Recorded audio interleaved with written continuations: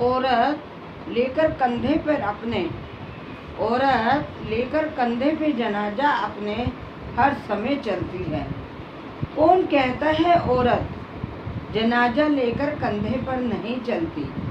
कौन कहता है कि औरत अपने कंधे पर जनाजा लेकर नहीं चलती? तमाम उम्र बच्चियों से बड़े होने तक, तमाम उम्र बच्चियों से बड़े होने तक की हंसती उम्र, खिलती उम्र का जनाजों को लिए ही तो फिरती है। हंसती उम्र, खिलती उम्र का जनाजा लिए ही तो फिरती है। आधे ख्वाब दिल में ही दफन कर लेती है। आधे ख्वाब दिल में ही दफन कर लेती है।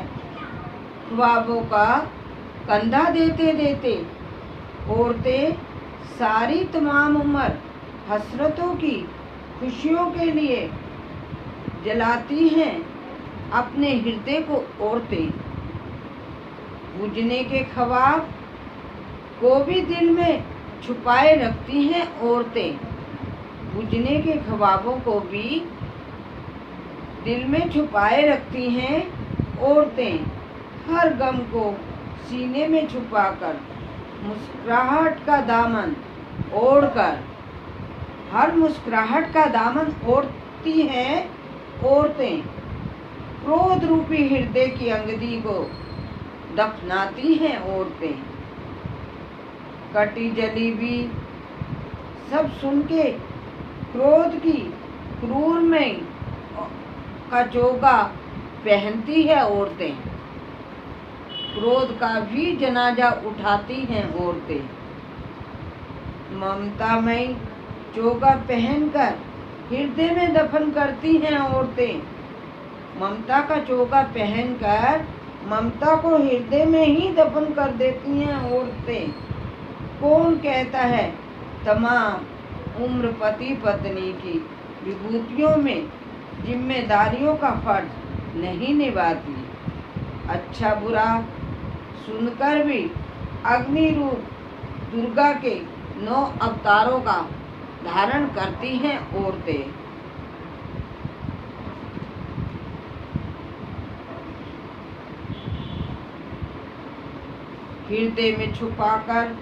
हृदय में घृणा को छुपाकर भी गालियों के बीज को हृदय में दफनाते हुए पुत्र पुत्रियों की जिम्मेदारी मरते दम तक सहलाती हैं। औरतें अपनी हर बुराइयों का दामन घोटती है और जनाजों की बारात निकालती हैं अपने मुर्दापन के साथ।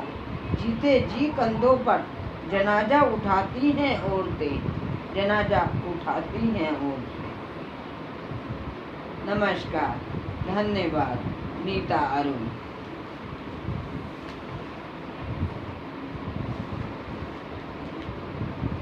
आदरणीय मान्यवर, मैं आपके समक्ष सरल इंसान के साथ करा गया अगर धोखा, अगर खुला रास्ता है,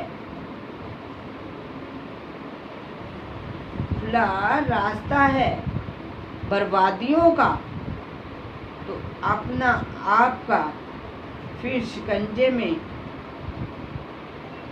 डालते हैं वे, फिर अपने आप को शिकंजे में डालते हैं। जब कितने भी वो खिलाड़ी शिकंजे के खिलाड़ी भी हों, तो भी कुदरत की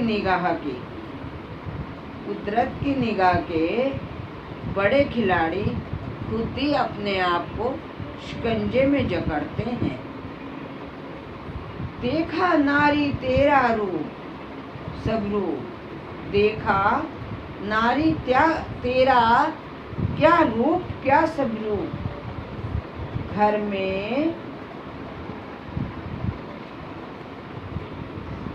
में 9 देवियों का अवतार घर में मौजूद ही महिला होती है। घर की मजदूर औरत हो सकती है। घर की 4 दीवारी में बंद कोई भी बच्ची हो सकती है। अर्थात नारी तेरा कितना रूप है, कितना सब रूप है।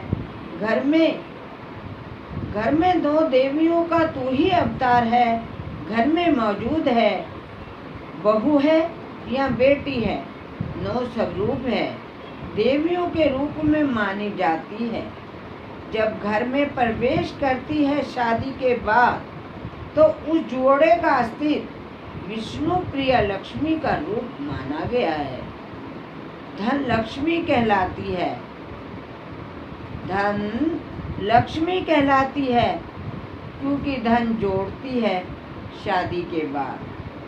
जब वह आकर गृहिणी के रूप में रसोई घर में प्रवेश कर सर्व भोजन कराती है, सर्व इच्छाओं के अनुरूप सर्व भोजन, संतुलित आहार, आनंदित भोजन करवाती है, उस समय वह अन्नपूर्णा होती है।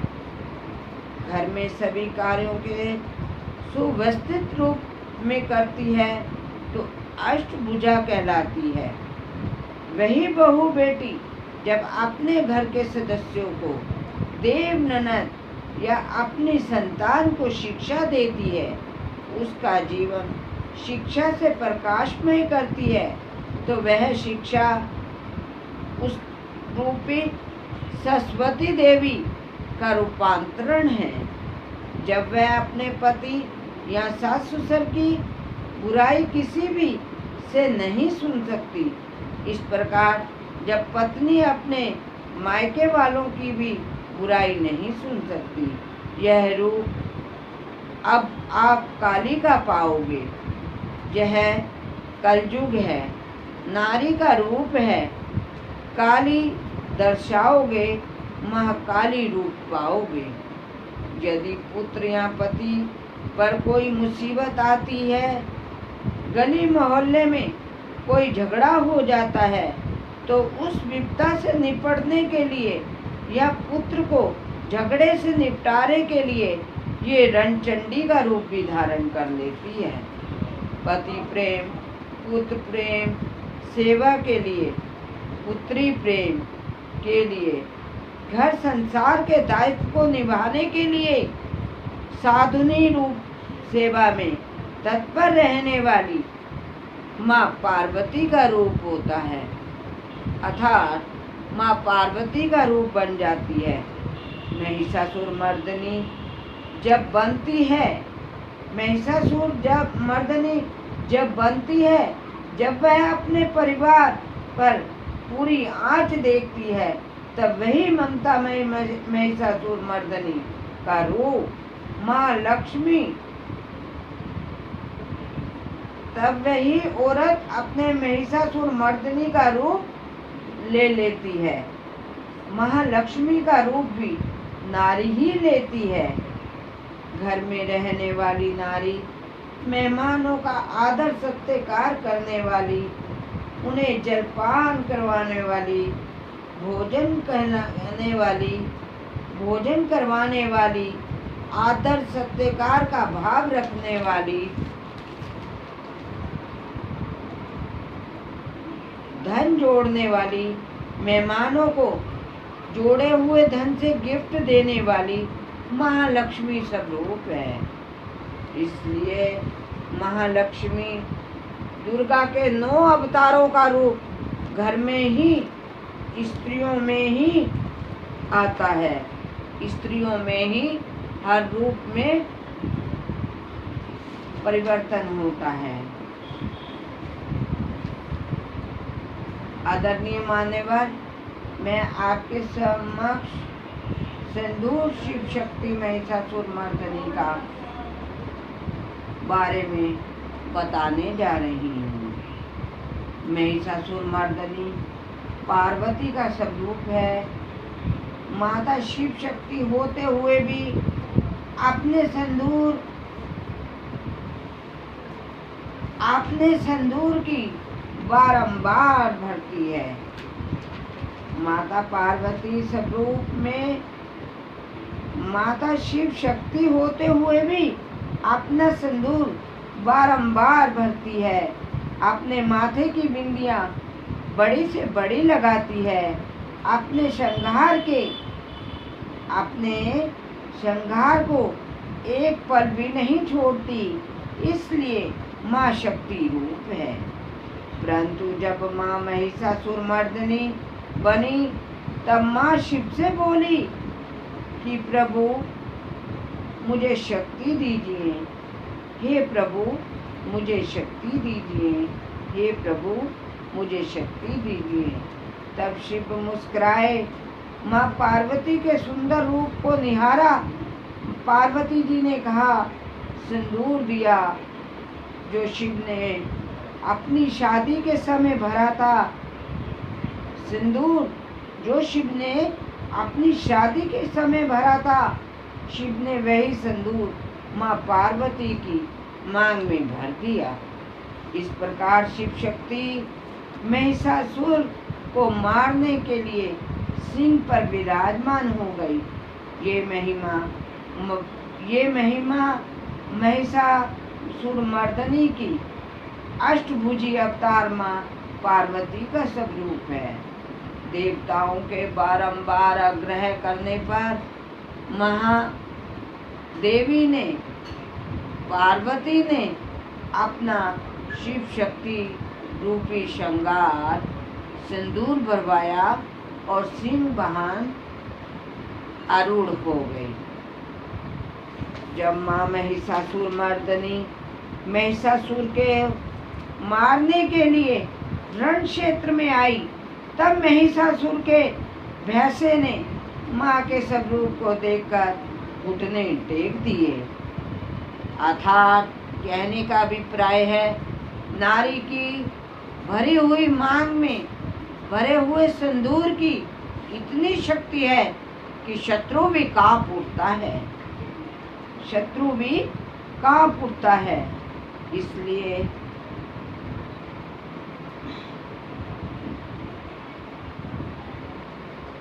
नारी का श्रृंगार की ताकत ही एक उसके पति की ताकत दुगनी चुगनी होती है। आदि लड़ाइयाँ तो नारी के श्रृंगार, सिंदूर, बिंदिया, बड़ी लौंग, मंगलसूत्र को देखने पर ही लड़ाई बढ़ने का कारण पुरुषों में नहीं रहता। वह शक्ति ही पुरुष की शक्ति नारी के रूप में कर्मठ है। वह विवाह में भी किए हुए वचन पूरे करता है। मृत्यु के अंत समय तक भी वह अपनी पत्नी का ध्यान रखता है। उसे लड़ने की संसार में ताकत उसका अपना पति होता है, उसका अपनी मांग का सिंदूर होता है। पति चाहे लोक में है या परलोक में, आपके आभूषण पत्नी को नहीं त्यागने चाहिए। अपने आभूषण पत्नी को नहीं त्यागने चाहिए। वही परलोकी पति की शक्ति है। उसके साथ जो हर पल गुप्तनीय ताकत में उसका साथ देती है। जब सीता जी वनवास जाती है, तब गुरु ऋषि भार्याचार्य की जब सीता वनवास जाती है, तब श्री ऋषि भार्याचार्य की उन्होंने आभूषणों के लिए मना कर देती हैं कि आप सीता आभूषण नहीं उतारेंगी। उसी समय सीता आभूषणों से सुसज्जित हो वनीय वेश धारण करती हुई जाती हैं वन में रामचंद्र जी के साथ। जब वह अपने आभूषण रावण के अपहरण में सुग्रीव की ओर फेंकती है, तो वह इसलिए कि उन्हें पता चला जाए कि आकाश मार्ग से रावण सीता का अपहरण करके ले गया है। वह एक एक करके आभूषण उतारती है, सारे नहीं। यही आभूषणों से राम ने रावण का दहन किया। इसलिए कहा जाता है कि नारी श्रृंगार की ताकना ही उसके विनाश का कारण है।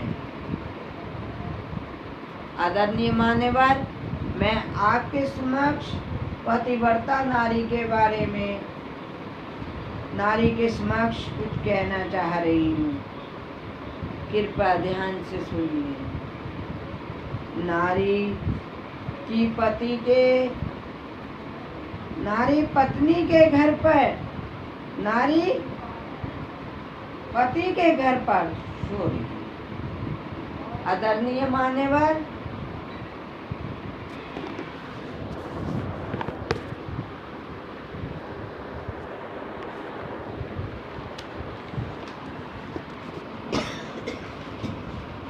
आदरणीय मान्यवर, मैं आपके समक्ष पतिव्रता नारी के बारे में कुछ कहना चाह रही हूँ। नारी को पति के घर सुख मिले या दुख मिले, उसके प्रति ही उसका परमात्मा होता है, उसकी प्रीति ही उसका परमात्मा होता है। उसकी मांग, उसका सिंदूर, उसकी बिंदिया, उसके बिछुए, उसके 16 श्रृंगार उसकी ताकत होती है। उसे दुखों का अनुभव सुखों में जल्दी ही परिवर्तन होता है यदि नारी अपने वचनों से बंधी पति को त्यागती नहीं है और दूसरे पति का सहारा नहीं लेती या विश्वासघात नहीं करती। उसका कष्ट उसकी संतान को भुगतना पड़ता है। पत्नी का कष्ट उसकी संतान को भुगतना पड़ता है। कुछ पल की खुशी में उसको गलत मार्ग में शामिल होते ही उसका जीवन जीते जी नरक के समान देखने जैसा हो जाता है। इसलिए पतिव्रता नारी मन क्रम वचन से बंधी हुई नारी ही पतिव्रता है। उसका श्रृंगार है, उसके शुभ कर्म हैं। पति का बिछड़कर भी संजोग रहता है। पति के साथ उसका पति से बिछड़कर भी संजोग रहता है।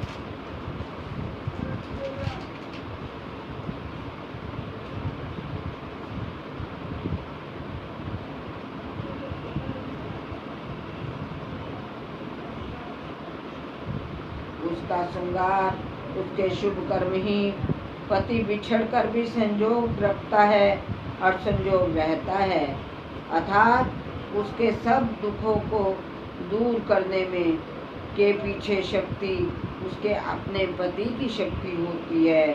इसलिए मैं कहती हूँ कि वाह विधाता, नारी को दिया तूने हृदय में ममता, संतान की गोदी में दी पुत्रों की विभूतियाँ और ममता का स्वरूप।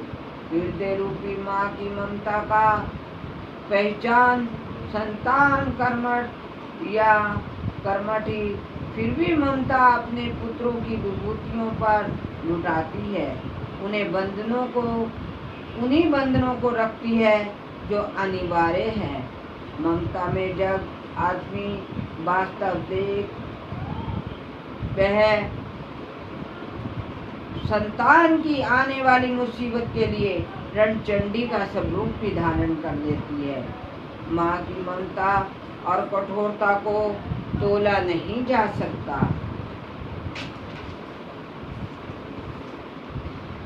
नमस्कार, धन्यवाद। आदरणीय